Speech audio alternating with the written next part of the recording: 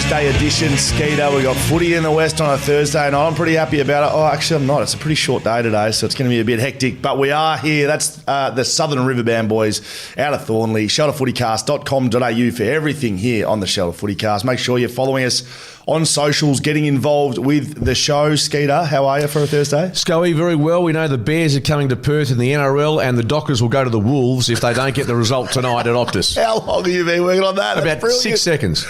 Jeez, you're an intelligent man. That was good. That was good. I'm not bagging you. That was good. Mate, you know I can't change a car tyre. You know I can't change a light globe, so occasionally I can actually think on my feet. Bit of wit. I like it. Skeeter, very good. Welcome to the Shelter Footycast. We're WA's best footy show. That's you and me, apparently. WA's best beer. That's very loose. That's for sure. Combined to bring you all the biggest footy news and preview round 9. Skeet, can you believe that? We're at round 9.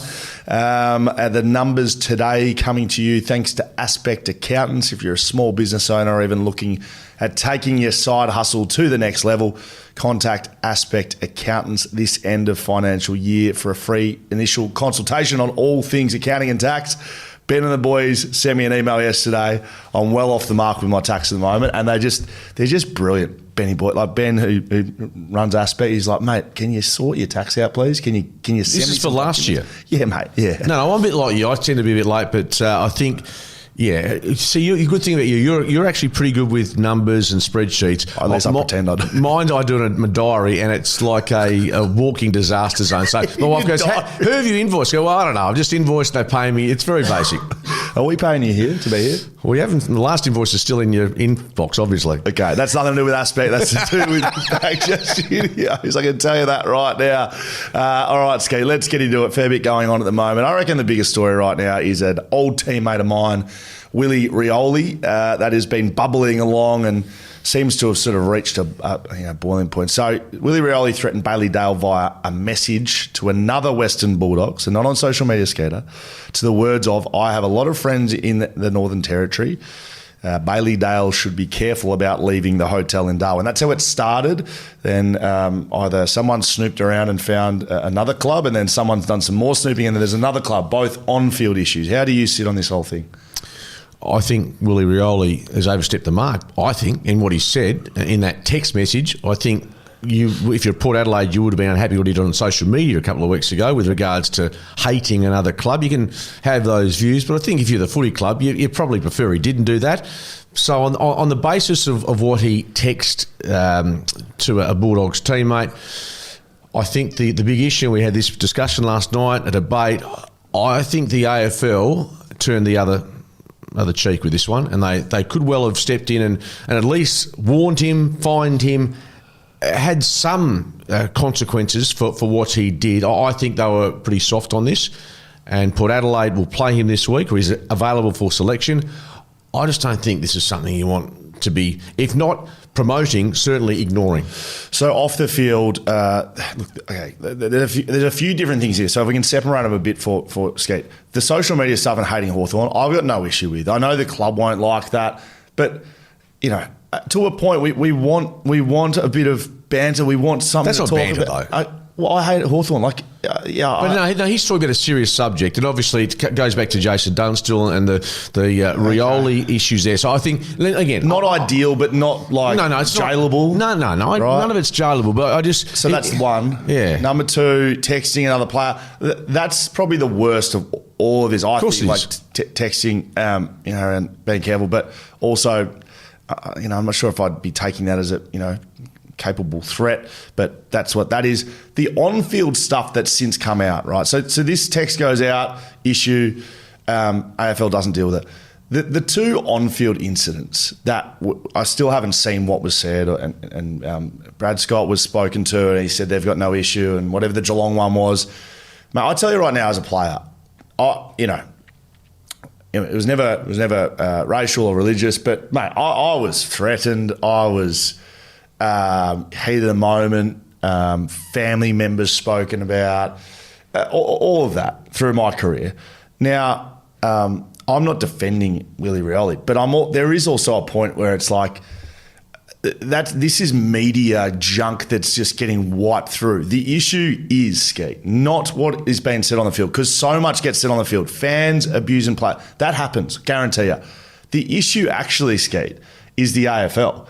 But the issue here is the inconsistencies from the AFL. They want to punish, your mate Ken Hinkley, which I know we've had our disagreements on that, but they want to punish that, right? And $20,000. Yeah. They want to punish the GWS players dressed up in a Mad Monday. They want to punish that with nothing Harley to do with Reid with the a AFL. finger. They want to punish bird. that. So all of that. So that's where I think that is where the frustration of this incident has been blown up, because people are saying, look, we can skirt around the issue, but people will suggest on social media, because of Willie's heritage, his Indigenous background, that he is getting a lighter run than if, say, it was Will Schofield who said this. Now, let's also put into context, Willie Rioli and others, Liam Ryan, have copped unimaginable grief on social media for a lot of their football careers. But it can't be tit for tat. No. But what I'm saying is, not at all. But I'm saying we also have to try and find a line where the AFL is prepared to step into, which they weren't with Noah Bolter, for instance. Yes. They allow that to fester with the club. Correct. For others, they will jump in, like the young fan who got 2 years, or the finger, which I think is under their jurisdiction, which is absolutely right. This is one that I think falls under their jurisdiction, and they have either ignored it. In fact, did they even say to Willie, you'll warn, a reprimand, anything? The most I've seen is at the CEO catch-up that they had. The AFL was angry with the CEOs for not telling them about the other incidents because it makes them look unprofessional. So, you and I disagree a little bit with the actual incidents. Like, I have, to be honest, no real great issue with much that's gone on. But the issue is the AFL. They want to step in and be moral high ground on some issues. But are you happy with what Willie said in the text? It doesn't. I really don't care. It doesn't really. No, but you asked for it in terms of what we expect of our footballers. Am I happy with it? Oh, no. Do I think he should be suspended for it? Absolutely. But we let not. it slide completely. Well, I don't know. I just think. Well, that's the thing, though, because if the AFL just said, "Look, this is a club issue," and all the other stuff we just spoke about are club issues, then we'd be like, well, the clubs are going to deal with it. But the AFL wants to come in and moral high ground this. They pick and choose. This is right, this is wrong. They pick and choose. And that's the issue. And I think we agree on that premise. I still think that I've got no doubt Port Adelaide wouldn't be happy with Willie inserting himself in those situations. Be it on social media, which again, to your point, you're very much, get things off your chest on social media, which is fine. Yeah. Which is fine. By the same token, I just don't think, to have a threat of that nature, now whether it was serious or not, it doesn't matter. I just don't think it is something, and footy fans are speaking as well. They're saying this, how come this is getting off and another bloke's getting 1,000 for the bird? Yeah, I think there's, and again, that goes back to the AFL and where this sits, and I'm not sure there's a social media policy or a policy which embraces this element of what Willie's done. That's where people are getting confused. So I think people think they're upset with the incident, but they're actually just upset with the inconsistency. That's probably well summed up. Dion, Prestia and Stephen May are involved in an altercation 27th of December. So this is, like I said, leaving a man with a fractured nose, broken eye socket and a detached retina, leaving him legally blind in one eye. What's going on? Like this. I thought this was completed, but it sounds like they're getting so they're yet to be charged. They've been released pending further inquiry. So this is all allegedly, I will say. Yes. I don't know how, I'm no saint definitely across the journey, but these assaults and people fighting, I've never really been a fighter, Skeeter. I'm a lover, not a fighter, and I can't fight that well, so that probably precludes me. That's probably why you and I aren't fighting. But I will say this, Stephen May allegedly has been involved in a lot of things that involve either teammates or others. So perhaps there's a common denominator in some of this. All right, let's get a little bit more positive, Skeeter, because I like the sounds of this. February 2026, next February, which is close. Is around All-Stars.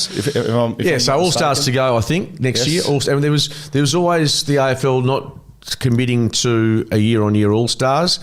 State of Origin has come into play. That is what is. State of Origin on the table February next year. That's exciting. WA versus Victoria. Yeah, Caroline Wilson, she has either broken the story or certainly revealed this is on the cards for February.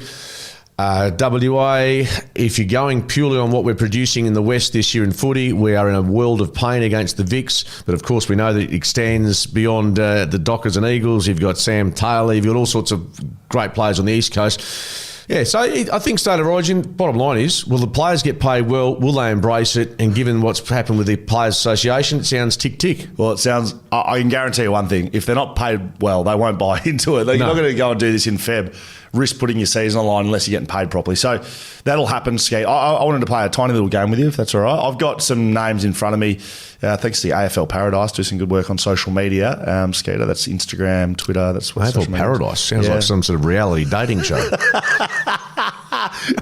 And here's your host, Mark Reddings. Don't worry, I'm pretty good on the reality shows. Would you host a reality show? I'd host anything for money. We could have just stumbled on one of the greats. It's like a dating show. Skeeter hosting it. Oh, far out. Yeah. Did you see the footage? It was like over in Spain or somewhere. You seen this viral stuff, Hayden?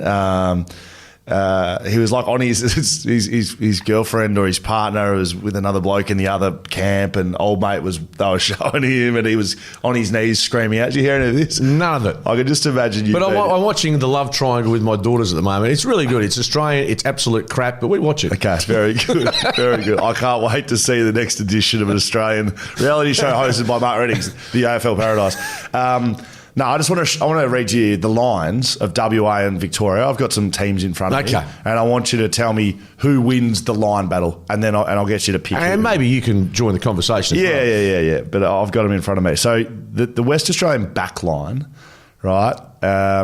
So I'm going in lines here. So back pocket, full back pocket, and then half back. Yeah, that's how the back line looks normally. Yeah. If I just read out names, no one knows what I'm talking about. We know. We're smart. There's people here who are smarter than you and I who'll pick this up. Okay, thanks, Maths 4. Mark Jordan Clark, Sam Taylor, Tom Barrass, Lockie Humphreys. Lawson Humphreys. Fuck up.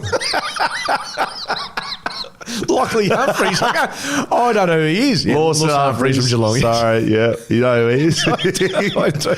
McGovern and Baker. I'm just going to say their last names now. Yeah, okay. So, Clark, Taylor, Barrass, Humphreys, McGovern, Baker versus, in the forward line, Toby Green, Larkey, Dylan Moore, Petrarca, Curnow, Dangerfield. So we're talking Curnow and Larkey versus McGovern and Taylor. We're talking small forwards, Toby Green and Dylan Moore versus Jordan Clark, Liam Baker. And then Tom Barrass would be on Dangerfield, and Lawson Humphreys would be on Petrarca. I'm giving the win there to the Victorian forward line by virtue of their smaller forwards. Petrarca and Dangerfield, I think, are probably the wild cards. I think the key positions would be good battles. Exactly. I'm giving a tick to Victoria there. This is just off the top of my head. Yes, okay. And you? I think just potentially those two players in Petrarca and Danger get a hold of them and kick a couple of goals each. Forward line for Western Australia. Key position players in Aaron Norton, Jesse Hogan, Jake Waterman. So Coleman, a couple of high up Coleman sort of players. Then small players, Bobby Hill, Darcy Jones, Shea Bolton. All right, if that's of interest. And the back line would be Sicily, Moore, and Tom Stewart as the talls. And then Sinclair, St Kilda Sinclair, Whitfield, and Sheasel. So I would take WA. I'm going to take W. I'm about to take WA here, and you think of Norton, who hasn't been in ripping form, yes. And you think of the Bobby Hill factor, Darcy Jones, if he is one of the other smalls. Who's the other? Like Shea Bolton versus Harry Sheasel, that's a dangerous matchup. Yeah, but if we go on current form, Shea Bolton he's just going. But if we're talking on potential, and that's what we do with Petrarca and all that, what they can do, I'm giving that to WA, right. which means it's coming into the midfield. So who wins the midfield battle wins the competition. So it's pretty simple, isn't it? So it's Victorian Max Gawn versus Tim English. Yep. Gawn, yes. And then midfields, so inside mids, Nick Dacos, Zach Merritt, Bontempelli. Pretty good. But Western Australia, Patrick Cripps, Lockie Neal, Chad Warner.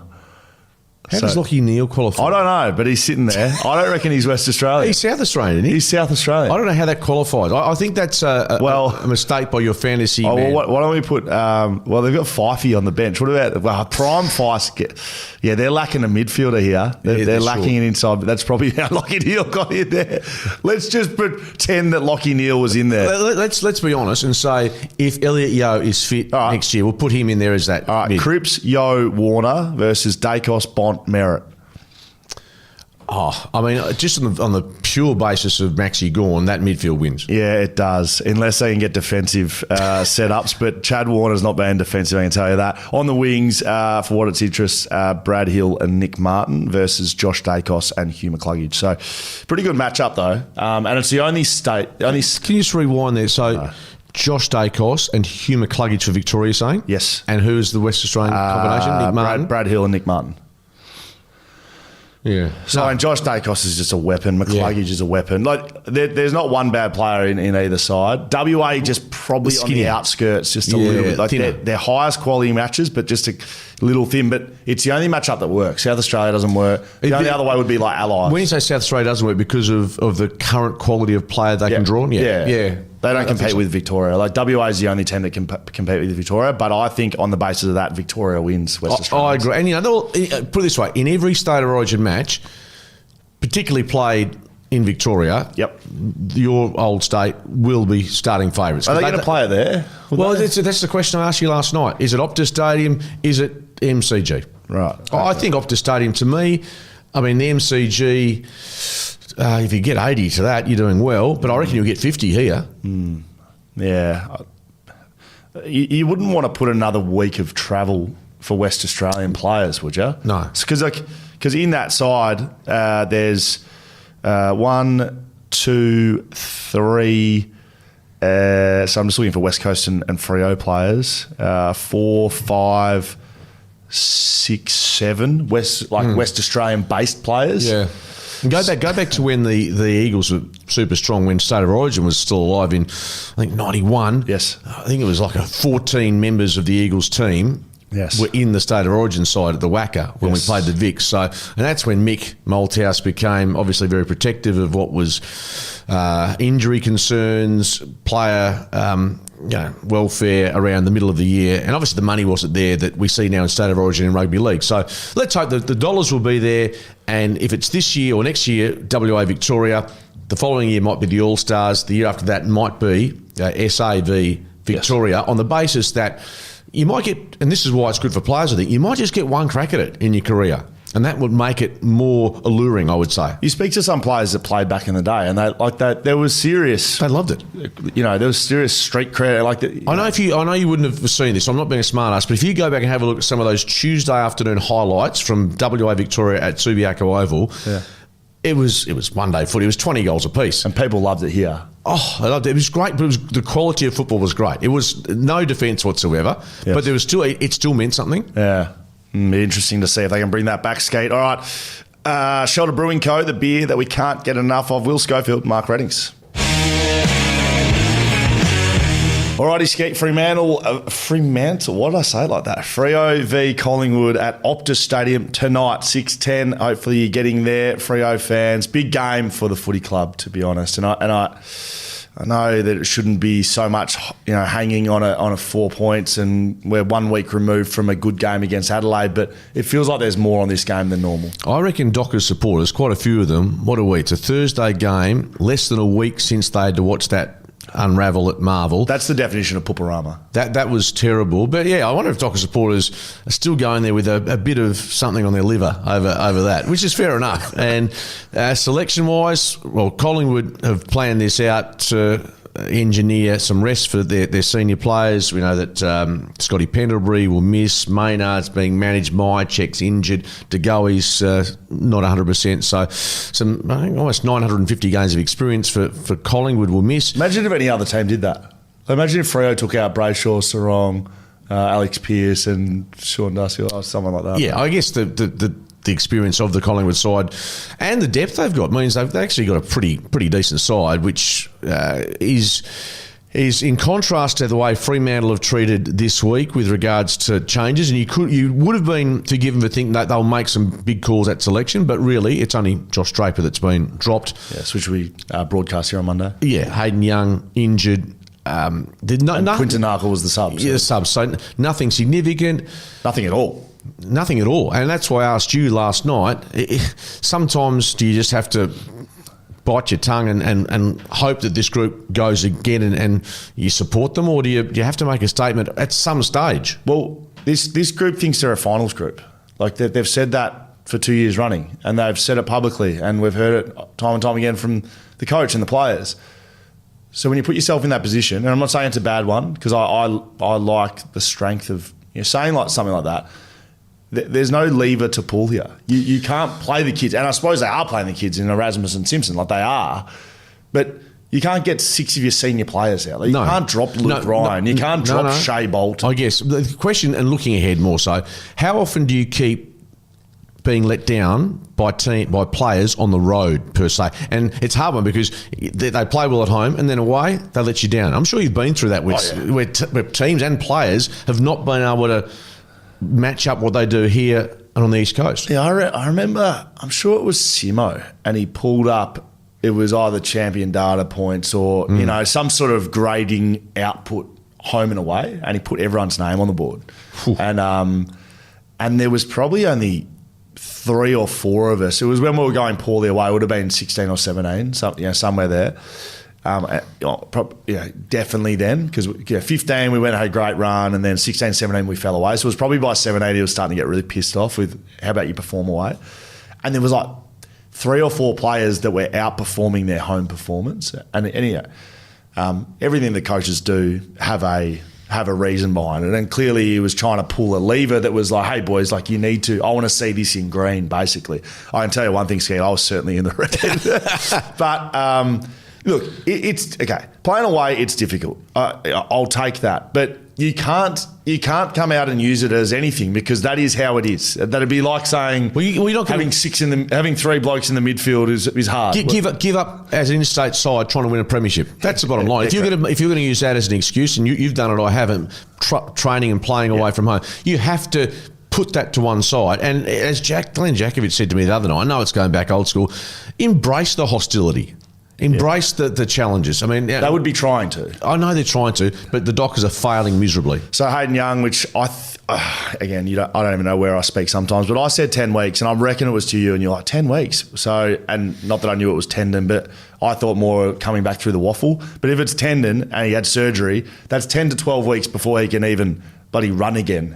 He could be done for the season, Hayden Young, which is absolutely terrible news for the Freo Dockers and for Hayden Young, probably more importantly for Hayden Young. But I like Pat Voss back into the side after his suspension. That's one I do like. Neil Erasmus, be really keen to see him at AFL level again. Like, we know he won the Simpson medal. I was like, in my head, I'm like, is it Simpson medal? And then I looked at Cooper Simpson and I was like, that's not making sense. But he won that, played brilliantly in the Waffle Grand Final. He can get the footy.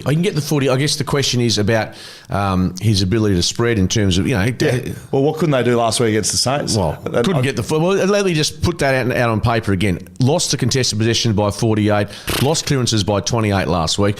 I mean, there's been numbers like this away from home from the Dockers all year. At some point you're going, how did they end up with those sorts of numbers? Well, that's those two numbers. If they don't address those tonight, they're not winning again. I don't care how many players are missing from Collingwood. No.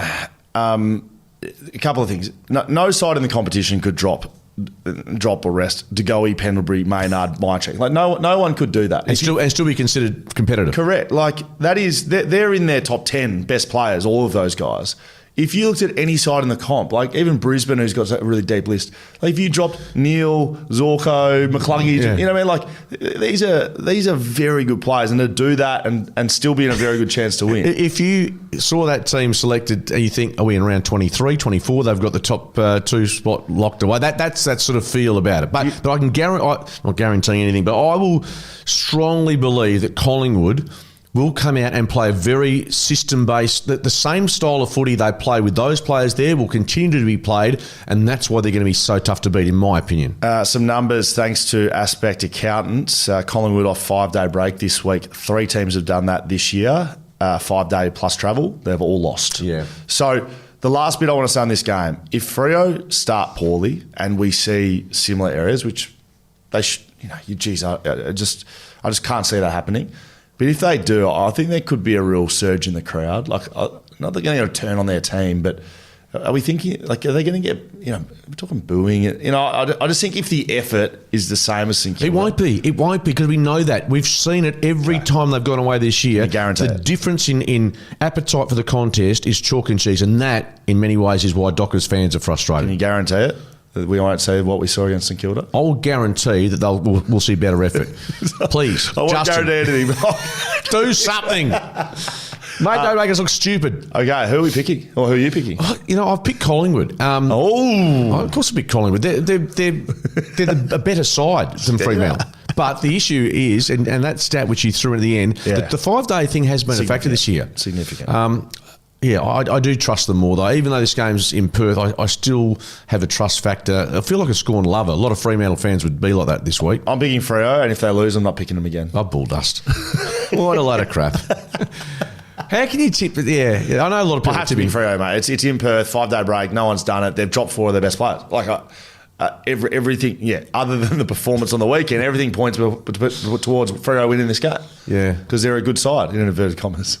Yeah, no, you're probably right. You're making sense until we see each other at 9 o'clock tonight and go, how did that go? Yeah, and then Freo lose, and then I'll pick them next week. Right, Richmond v West Coast Skate at the MCG Sunday. Beautiful time, 11 o'clock over here. I'll be doing that game. This looks like a pile of shit. Basically, Richmond v West Coast. I want to know, because there's been some matches between, say, Richmond and the Gold Coast at the G, and we're talking about low crowds. Are we going to get into that territory? Well, there was 4,200 at Ballarat. Well, we're going to beat that. We're going to beat that. Even the blokes staggering down Punt Road from the Saturday night will get to that one. Yeah. So what's going on here? The only thing we've got in our favour is these are 2 poor teams. So it could be even. Could be competitive. Can they win this? Jeremy McGovern is out with concussion. Sandy Brock, a likely replacement, although I have put on the agenda a little bit that Rhett Bazzo playing well in the waffle. I'd like to see him back. He has played games, of course, with West Coast, but he hasn't played for quite some time due to injury. Harry Edwards in doubt, although he hasn't been playing, so I don't think he'll come back in. He may. They haven't been happy with his form. Bailey Williams in the waffle on the weekend kicked 2 goals and 27 hit-outs, so perhaps that they're playing ruck roulette at the moment. Flynn's, to be fair to Flynn, stiff for him. Gorn and Witts. Yeah, Gorn is a. I mean, that anyone will get towed. With Sean Darcy got towed up by Gorn, so that you have to take that into consideration. But Bailey Williams will definitely be in their considerations. Maybe a storyline here is Liam Baker and Jack Graham against their old side for the first time. Yeah, I heard that during the week. It's not like sounds like it excites you. Well, no, it's not like one of those ones where Juddy came back. Bailey Smith against the Bulldogs. The Bulldogs. Juddy playing for Carlton, coming back to WA. It doesn't have that, does it? They just left. And Richmond are just full of kids that probably don't even know them. Well, you're right. And to be totally honest, they're very good players. They're good players, but they're not a champion leaving a club to go. And Bailey Smith is a star in that sense that he's a big name. That's the type of... They'll get booed. Who, Baker and Graham? Yeah, I don't reckon they will. Well, they will, but it'll be that sort of... yeah, exactly. We meant to boo these guys. Yeah. Oh, he used to play for us, didn't he? Oh, yeah. That's right. Anyway, this is a shit game. Look... You'd have to say, if you actually try to break this game down, that Richmond's been playing better footy this year. West Coast have been non-competitive. I think they've won 3 quarters this year in entirety. And the speed and the pressure and the intent that Richmond have showed throughout the year, but in wins. They've won games of football. Yeah. I mean, but the last 4 matches, Richmond's lost the inside 50 count by 15 per game. That's ranked last. Now, one area that I think... Thanks to aspect accounts. Yes. One area that the Eagles, I think they are... signs of improvement. I know you're probably going to laugh at this, but I reckon there have been inside 50s against Melbourne was better. Jake Ward. I think it's hard to see when you get beaten by 30 points, not significant, but I think there are little measurements that they are improving on, metrics that they can take some heart from. Especially at home. Yeah, exactly. Essendon, they lost by 2 points. Yeah, so there's definitely improvement there. Whether they can replicate that on the road against Richmond, because the Tigers are no good. Let's be honest. But I think even though their pressure factor this season hasn't been great at times, Richmond, I still think in their wins it has. Yeah, in their wins it has. But again, as we thank Aspect Accountants, the Tigers have recorded a pressure factor of 168, the lowest in the league, and on track to be the worst pressure factor by any team in a season on record. That's what comes out of our mate Louis and Aspect Accountants. So that's not great. But I was with you. The wins they've had, the pressure has been there, but obviously they do fall away significantly when it does drop. So can West Coast win or not? I can't pick the Eagles in Melbourne. Neither can I. No, that's being honest. If this game was here, I'd be tipping them against Richmond. Did you tip them against Melbourne? No, I didn't. But I thought they could win the game, and I was proven wrong. Yeah, it's Richmond until I see West Coast win more than a half a footy in a game. Yeah, perhaps. No, that's true. That might be nice. I don't think you can win many games if you can't win a quarter. They've won is it 3 for the season or something? Yeah, very minimal. Well, you and I are poor at maths, but I feel like difficult to win a game of footy if you. Win well, if you win 2, you've only got. how much? If you had 2 quarters again, what does that give us? If you win 2, you can still get beaten, can't you, comfortably? But if you win 3 of the match, you still get beaten. What if you win 4? Then you're home. Yeah, all right, perfect. Need to do that. West Coast to go and get this win done. We both pick Richmond. St Kilda v Carlton Friday night. Interesting matchup, this one, because both sides have played good games, like Carlton beating Geelong, big game. You'd have to say St Kilda being Freo is a good win, but I guess we don't know what Freo is doing. So both been good, but both been poor. So thanks to Aspect Accountants, Carlton have beaten St Kilda only 3 times since 2015. Who's that? Carlton have beaten St Kilda only 3 times. Only 3 times since 2015. That's a stat for you. The only caveat that I will put in here is that I think if this match was at Marvel Stadium, the Saints would, I expect them to. They play better there. There's no question about that. And Carlton play better at the MCG, in my opinion. Right. Okay. That doesn't mean their form's been overly super hot there. So the reason this one's at the MCG, because usually this would be under the lid, it is Spud's game, raising money for the Danny Frawley Centre and Black Dog Institute. So a big focus around mental health and I think probably men's mental health as well, which I think is a terrific cause. I'd like to see more of this done, not poo-pooing any other rounds, but I still would like to see a men's mental health round, and I think off the back of something like this would be a good idea, but that's probably a bigger conversation. Skeeter, Tom De Koning. Could be playing against his new club. Yeah, is this a job interview for Tom De Koning? I'm not sure.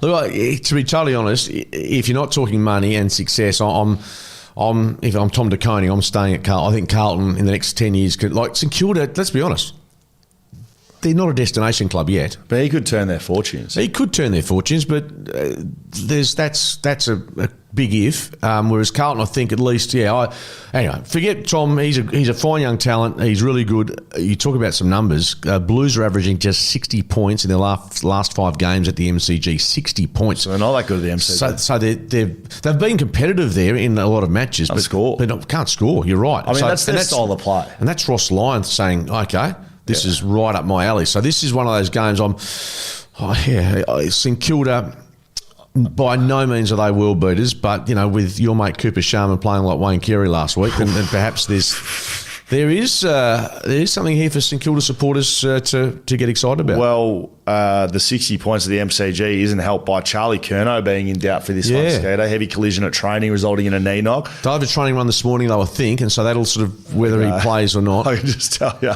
Michael Voss and teammates, like some poor dour bastard in the VFL would have clashed Charlie, and everyone will be going, what are you doing, Johnny?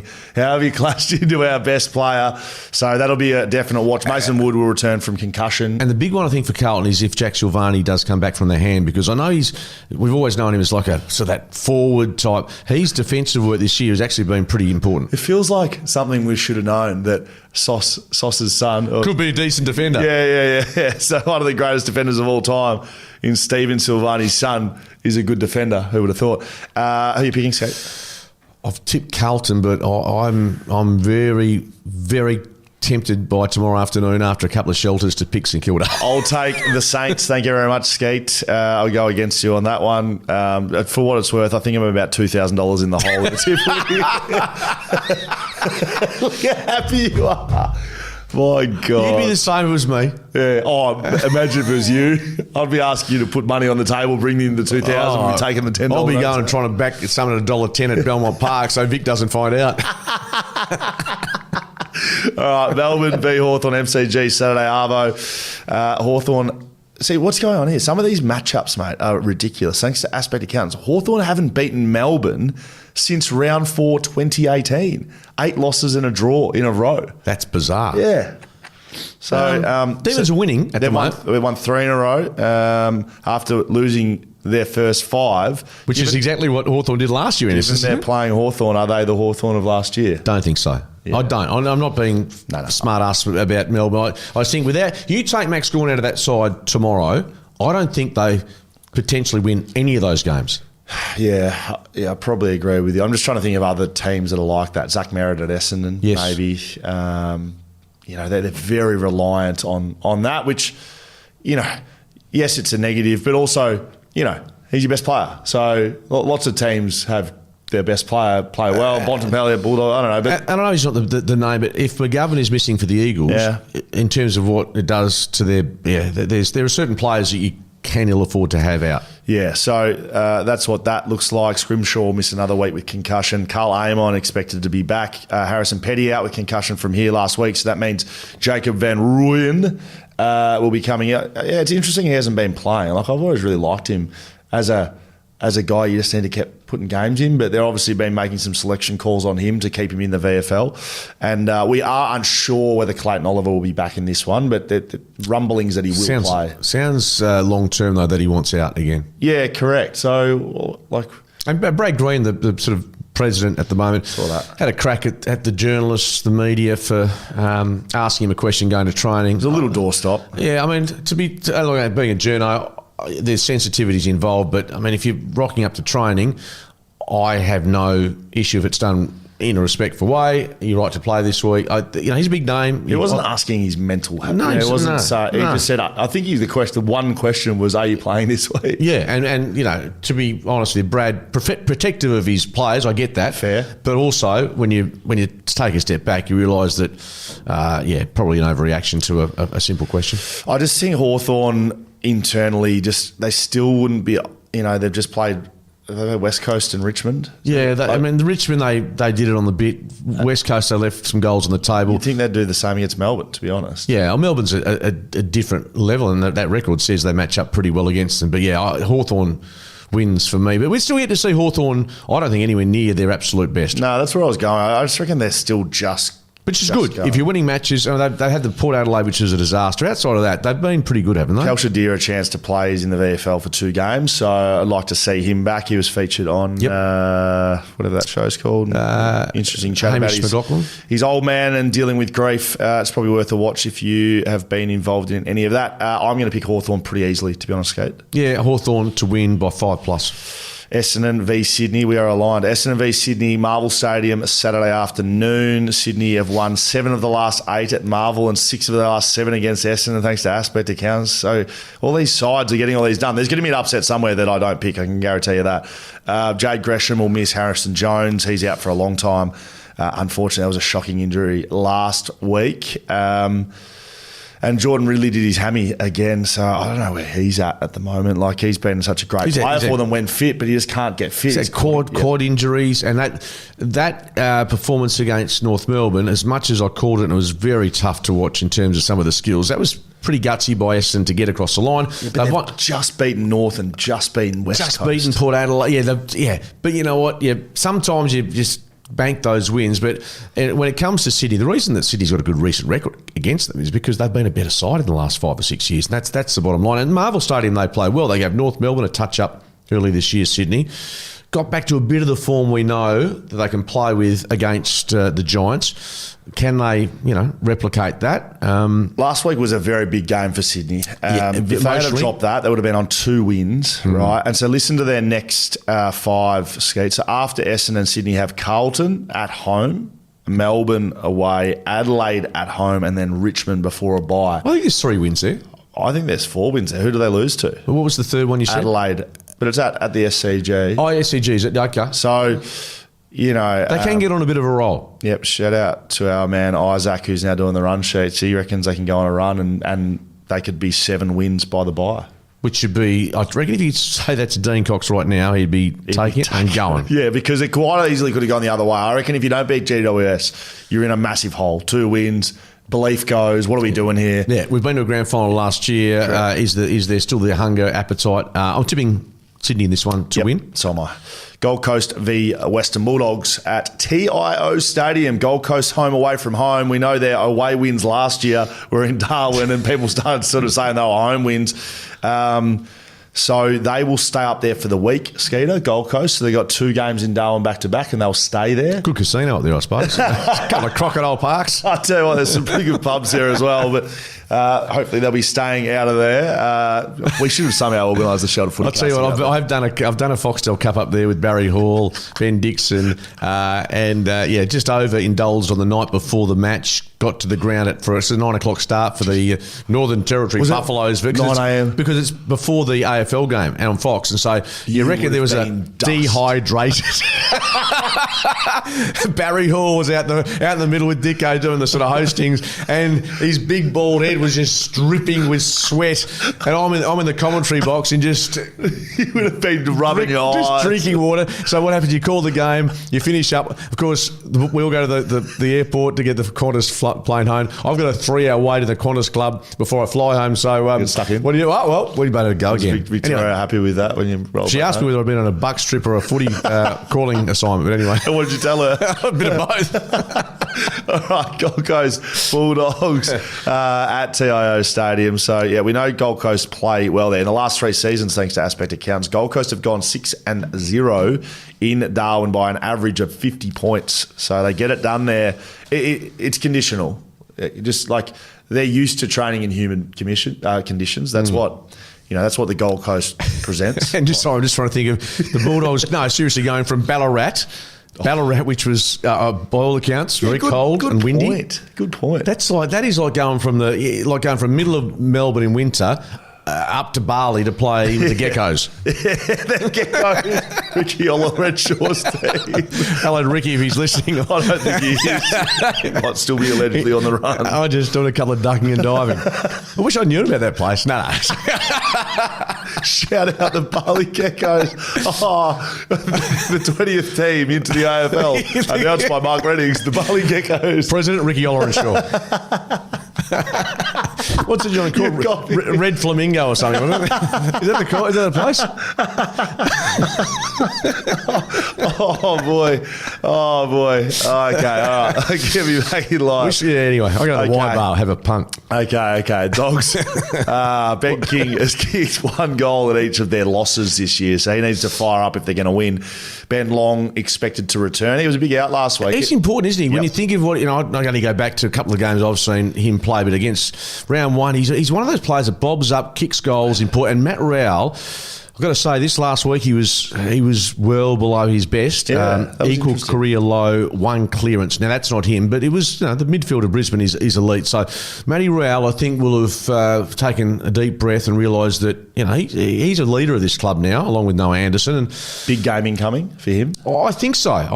Look, Bulldogs' form's been outstanding, but when you think of what's up there and what the Gold Coast with their regularity of conditions and being acclimatised and knowing that they're for the week. I wonder when the Dogs get there. They might get there today. But irrespective, I reckon if it's not a home ground, it's one of the best home ground advantages outside of the Gold Coast they could ever have. Braden Fiorini has to be one of the stiffest men in the AFL at the moment. Last week he had 47 and 3 goals in the VFL, and he's been averaging above 35 touches and a goal every game before then. So he'd be looking at, and not that I'm doing those numbers, but I've been in the position where you're looking at the team going, when can I get my shot? Like, after a performance like that against Brisbane, he'd be expecting to be in the side, and I don't know if he will be or not. Wow, that's Fiorini, yeah. Well, he's been... it reminds me of an Australian crawl song. Fiorini's got his little twang towards the end of it. Give us a little... No, I won't give it to you, because I don't want to be comparing myself to James Rain at the best of times. Okay, very good. Who's winning? I'm tipping the Gold Coast. Yeah, I'm thinking, Gold Coast. So you say it with certainty. They're not no, they're not. But you say it with certainty that but the Bulldogs in better form, but I just think the venue makes this such a unique situation. That's good value there if you're interested in that sort of partaking. They're $2. Just a little shout out to our good friends. Now, Port Adelaide v Adelaide Showdown. I didn't even know I was on. Yeah. Oh, there you go. The Showdown's on. Adelaide Oval Saturday night. That's a big game. Unreal. How good? You like it? No, I do. And again, without getting into TV broadcast rights, I'd like to see a showdown on a Thursday or a Friday. I know that where possible, because I think it gets hidden a bit at times. They would think, though, broadcasters would go, we're going to get numbers to Thursday, Friday regardless. We don't want to waste something that we're going to get numbers. My point is more of, and not so much because Saturday Fox have got it to themselves, but at some stage, I would have thought Port Adelaide and Adelaide, because of the angst between the two clubs, is a great marquee Friday game. Surely, as Western Australians, as Victorians, we can sit back and watch those two states go, or two clubs go at it without worrying about, Carlton's not playing, Essendon's not playing, Collingwood's not there. Anyway, that's just a decide. This has got a fair bit of riding on it, particularly for Port, given where they're at, the week they've had, Willie Rioli, Crows going okay. So do Port Adelaide rock up a different team than they were last week, like 41 points at Ballarat? Like, are we going to see a different Port in a showdown? Yeah, I think so. They get themselves up. Travis Boak's a chance to return for Port Adelaide. After a 90-point thrashing, I don't know what Ken Hinkley does here, or Josh Carr for that matter. Very hard though. I don't know. How many times were you beaten by nearly 100 points and the next week as an Eagle and come out, albeit at home, and win? The only one I can remember, so answer, not many, but the only one I can remember, we got done by almost 100 in the pre-season of 2018 by Freo. Yeah. The week before the season started. And I remember going... That was up at June, wasn't it? Yeah. I remember I didn't play. They should have played me. Lost by 94. But I remember being at training the next week, and we're coming into round one, and you get done by 100, and you're like, geez, we're a long way off it. Turns out we weren't. We won the flag. And did you win? You won round one. Actually, but did Buddy get you that year? Yeah, they brought me back in for Buddy. Buddy kicked eight at Optus. It was the first ever game at Optus, wasn't it? Yeah, it was. Yeah, and they won. We spent the entire pre-season talking about how we're going to make it our fortress. Right? And you lost. Mind you, they were pretty hot that night. But they put Buddy one out, started Tom Barras on him. It's probably why they traded him in the end, because they put Tom Barras on him, he kicked 5, and then I suddenly end up one out in the cage on Buddy. And I remember getting on the phone, backline coach Daniel Pratt, go, mate, we're going to move you on to Buddy. And I was livid because I wanted Buddy to start the game. And I remember Pratty and I have a very good relationship. I was like, you fucking should have done that at the start of the game, shouldn't you? And so the reason you wanted to start, because he'd obviously found a bit of his mojo early on. If you're going to play on Buddy Franklin, you just want him early, because if you get moved on to him, and he's kicked 2 or 3, mate, not that he's a confidence player, like he's just a gun, but even worse if he's got the big peacock about him. And so you go down to him on the goal square, and he's literally just like, everyone get out. It doesn't matter. When Buddy Franklin's in that mode, like, you could be Stephen Silvani and he would just be like, everyone out, I'm better than you. And he is. At least if you start on Buddy Franklin, you just have the tiniest window to maybe bash him and maybe cork him, or bring him down to your level. Did he ever talk? Like, was he ever... That sort of talk. Not to you, but like you standing next to him, like, everyone out. Not, made it clear. Yeah, everyone out of my way. Like, he would talk to his teammates about you. Rather than you be like, have you seen this bloke standing next to me? Like, I wonder what Simo's thinking, put this bloke on me. Like, who did they? He was the big dog. He knew it. Yeah, he knew it, and you knew it. So you were cool. Yeah, correct. Who's going to win this? Who are we talking about? The showdown. This is a tough game. We're talking about. I don't know. We got there somehow. Crows. Adelaide win this. Adelaide win it. No, it's not tough. Mate, okay. I'm telling you, Port Adelaide, they've got this ability, like they did against Hawthorne, to be highly inconsistent. A bit like the Dockers. Just it's a character test to see if they'll be up and about. I'll pick Adelaide, but yeah, not as confident as you. I think this is going to be a good game. Yeah, I'll pick Adelaide. GWS v Geelong down at the Cattery, Cardinia Park, GMHBA Stadium, Sunday. Tom Green's 100th match. GWS thanks to Aspect Accountants, have beaten Geelong Yeah. the last 4 times at GMHBA, dating back to round 4 2019. Even go back to last year, now this is just testing my memory. I think they skipped out to a 5 or 6 goal lead. The Giants, they held on at the death, if that rings a bell. They're probably the only side that I can think of that has got, Freemantle had some success there, but they're the only interstate side or any side that's got a reasonable record there. Yeah, so in that time, if you take the GWS games out of it, Geelong are 38-7 at GMHBA. So only 7 other teams have beaten them in the last 6 years. They've only other 7 other wins by interstate or other clubs. So and there's very few other clubs. Let's be honest. Yeah, correct. Well, Collingwood doesn't go there. Carlton Essendon doesn't go there. Essendon doesn't go there. Hawthorne doesn't go there. They wouldn't go So there. Melbourne that is a probably doesn't go stat there. thanks to Aspect Accounting, which is pretty. To get West Coast on the road, pretty slanted. on the road. You've got a young Giant side. Harley Geckos coming to town. Reece Stanley and Lawson Humphreys are out for Geelong. Skeeter. Tom Stewart is a chance, but who knows with Chris Scott. And by the way, just quickly, I want to just address the fact, and you'll be happy with this, the AFL has tried to ramp up the pressure on teams putting out an injury list, which might even vaguely resemble what their injury list is. Chris Scott so all it is Geelong, this is for you, and that's all the AFL saying. Chris Scott literally said, I didn't even know we put an injury report out. But he is just taking the piss. And he knows it. And now he's leaning into it as well. Like he's going, and he's the biggest dog in the coaching world. Yep. Okay. Yep. Good on him. I find it a bit offensive. No, you might have started this sort of groundswell of transparency.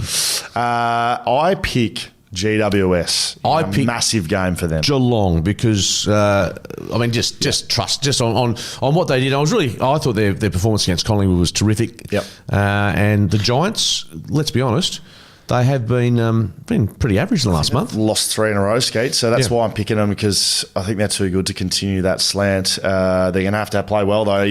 Not really the game you'd be hoping for, I suppose, in that state. But maybe they do, because they play there well. And just for an absolute blockbuster to finish off the weekend, Sunday, Ninja Stadium, Hobart. So Sunday Arvo, strap yourselves in, ladies and gentlemen. North Melbourne versus Brisbane. Yeah, so if you're going out to take your mum to lunch at Mother's Day... Oh, shit, I forgot about that. You don't have to worry about this one, because you can either just have it on the background, have it at the restaurant, you don't have to be facing the TV, which of course most blokes try and do, and you're looking over your mum's shoulder chatting to you, watching the footy, or your wife, or whatever it is. This has got not a lot of attraction to it, to be fair. North Melbourne... In Hobart. It's Hobart, isn't it? Yeah, it's Hobart. Ninja.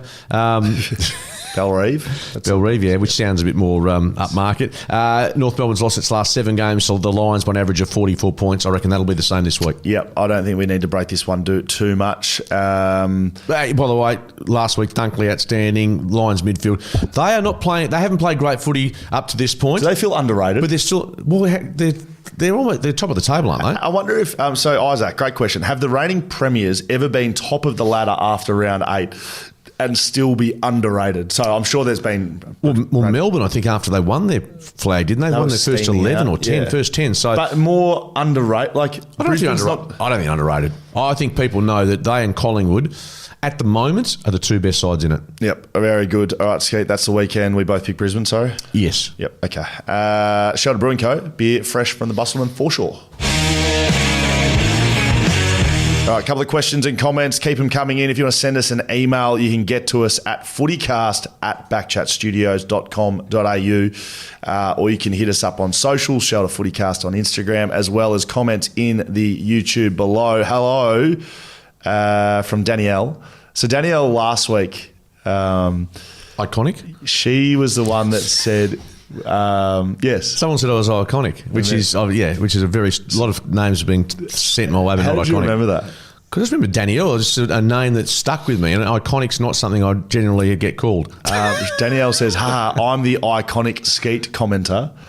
I'm 25 years old, thank you very much. He's growing his fan demo. Skeeter, still got it, Skeet. No, well, hang on, my daughters are 24, so let's put that into context. Thank you, William. Thank you, Danielle. And you know what? It's glad to have someone of your age bracket appreciate my wisdom and experience as opposed to Will's stupidity and sarcasm. I'll tell you what I did do, Skeet, talking about those things. I was putting together some photos, put up on LinkedIn, and I thought, geez, we did do that photo shoot at the start of the season, and I just spent a good 10 minutes admiring the job you did on your hair before the season started. Geez, it was good. It was just one of the great moments of my life, really. Like, I think about, birth of my sons, premierships, and Skeet dyed his hair black. You know what I think of? I think about my marriage. I think about my twins, and I think about you losing $2,000 as we speak.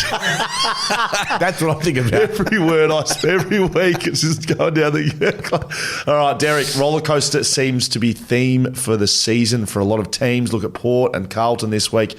After 3 straight wins, the key is to find a way to win the weeks your team is not on, from Derek. And I think you're saying away wins, and we've seen the worst performances by most teams, I think it's fair to say, when they've been away from home, particularly from interstaters, obviously. But I think when you look at Port, some of their stuff has been poor away from home.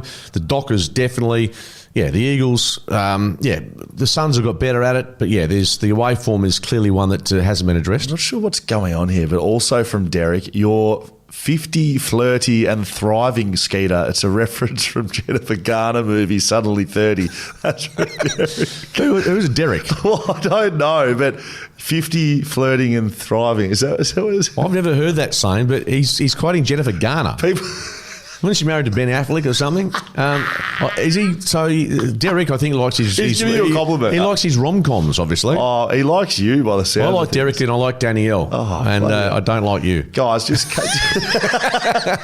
cut it out. All right, enough of that. I don't want to hear any more compliments to Skeeter in the YouTube. Keep sending them through. All right, last one from Barty. My biggest fear is that Freo sleep on the decision to replace JL with one of the better options available now, and they give him 2026. Wouldn't it just be good business to go after Longmire, Bevo, or throw the Hail Mary for Chris Scott now before losing out? I don't know where Chris Scott's come from, but look, if I could start with this, Skate, I kind of agree.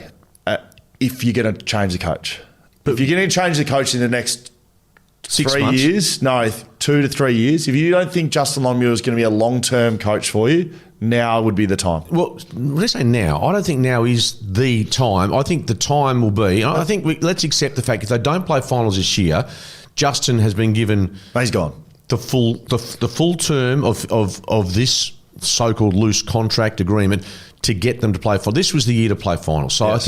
I don't think there'd be any shock in that fact. If we know 3 rounds out, they're not going to play finals. So I think there'll be conversations will take place if that's the case. I don't think it's happening now. Well, maybe I'm wrong. But whether it's John Longmire, Bevo, I think will stay at the Bulldogs unless something goes pear-shaped. He's having an outstanding season. And to get Chris Scott over here that's the real Hail Mary. You could do worse than Hinkley, Simpson or Buckley, though. You do a lot worse.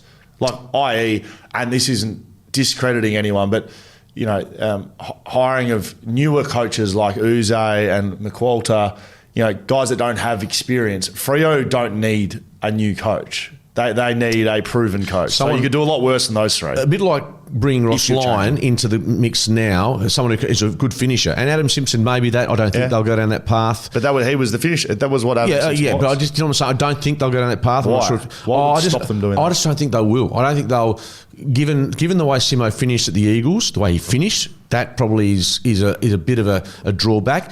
John Longmire, the way he finished, was getting his team to a grand final. I think if you've got the choice, I think he's top of that list. John Longmire had a competitive list, and I don't think Adam Simpson's coaching ability was reflected in the list that he had for the last 2 or 3 years. I'm not denying that. I'm just saying I think the optics are, if you've got the chance, although Simpson's won a flag in 18, Longmire's been very successful with, as you say, a side that was talent-laden. Making a grand final...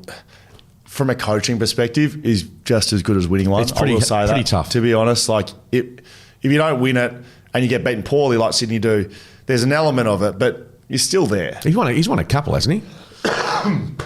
They have. I'm done. My voice is gone. Show to FootyCast at socials.